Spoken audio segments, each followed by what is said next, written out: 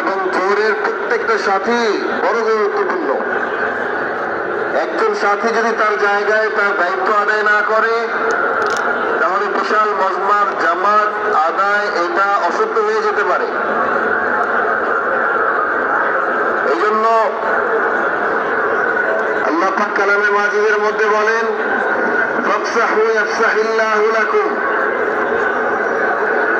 আমাদের মনের মধ্যে যদি জায়গা হয়ে যায়, এই লক্ষ লক্ষ মানুষ তারাও ইনশাআল্লাহ সুন্দরভাবে সমবেতভাবে এই বিশাল মজমাকে নিয়ে সুন্দর সুচারুরূপে আমরা জুমার নামাজকে আদায় করতে পারবো। এই জন্য ময়দানে উপস্থিত প্রত্যেক ব্যক্তি বড় গুরুত্বপূর্ণ। প্রত্যেকের জন্য আমাদের এই এলান,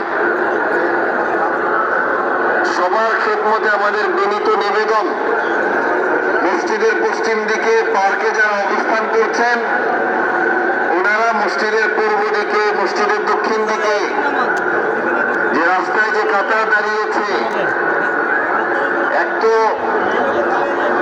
মোহতারাম ভাই দোস্ত, বড় জামাতে নামাজ আদায় করা যেমন সওয়াবের বিষয়, এই নামাজ সহি শুদ্ধভাবে আদায় হয় এটাও আমাদের লক্ষ্য রাখতে হবে।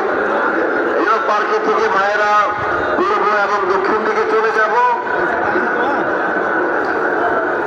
আর মোহতারাম ভাই দোস্ত,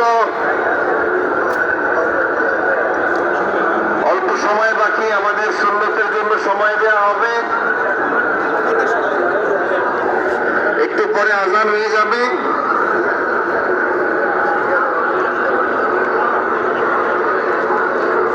আমরা জুমার আগে যে 4 রাকাত নামাজ একটু পরে 2 মিনিট পরে আমরা পড়তে পারবো।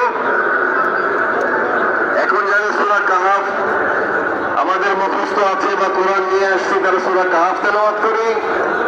সূরা কাহাফ যাদের মুখস্থ নেই তারা এই ময়দানের লক্ষ লক্ষ মানুষ আমাদের সাথে এবং প্রত্যেক সাথে আশা করি সবার সূরা ইয়াসিন মুখস্থ আছে।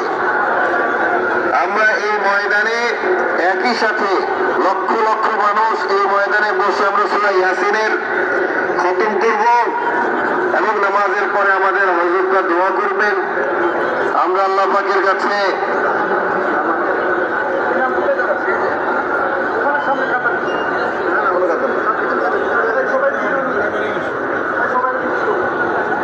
আমাদের এই পুরা মজমার যে চাহা, দিনের চাওয়া, আমরা সূরা ইয়াসিন পড়ি, আল্লাহর কাছে নিবেদন করি আগামী বিশ্ব ইজতেমা অবশ্যই আমরা বিশ্ব আমির হযরত মাওলানা সাহেব কান্দালভী দামাত বারাকাতুহু উনাকে সাথে নিয়ে এবং সারা বিশ্বের